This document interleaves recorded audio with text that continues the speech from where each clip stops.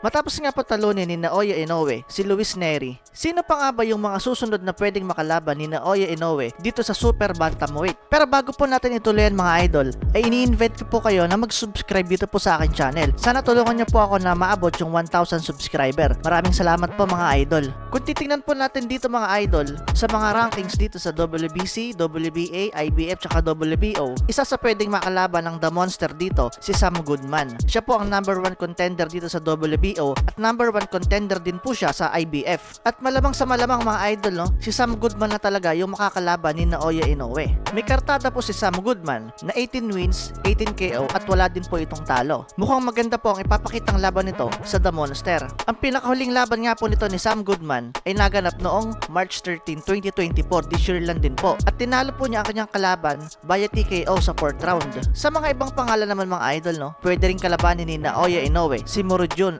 Akhmadaliev. Malakas din to mga idol. Although natalo siya dito kay Marlon Tapales, pero may bubuga din po ito. Hindi naman porket tinalo ni Naoya Inoue si Marlon Tapales at tinalo ni Marlon Tapales si Murodjon Akhmadaliev ay sure na 100% talaga na matatalo ni Naoya Inoue si Murodjon Akhmadaliev. Sabi nga ni Kit Thurman, style makes difference. So dito hindi talaga natin masasabi na 100% kayang talunin ni Naoya Inoue si Murodjon Akhmadaliev. Although mataas yung porsyento na pwede niya ito talunin, pero may ibubuga din talaga ito si Akhmadaliev. Sa mga ibang pangalan naman, pwede rin niya pong kalabanin si Johnny Real Casimero. Napakatagal na pong naghihintay nito sa The Monster. At para sa akin, ang mga mabibigat na pwedeng kalabanin dito ni Naoya Inoue, ito si Sam Goodman, Johnny Real Casimero, Murodjon Akhmadaliev. Yan pong tatlong pangalan na yan mga idol, ang pwedeng magpahirap dito sa The Monster at posible pang maagaw yung mga belt na ito. Kung titingnan natin mga idol yung huling laban ni Naoya Inoue, although na knockdown siya sa first round, pero ipinakita niya kung ganong kalayo yung diferensya ng skills ni Inoue versus dito kay Luis Nery. Nakalusot lang talaga yung isang suntok ni Nery,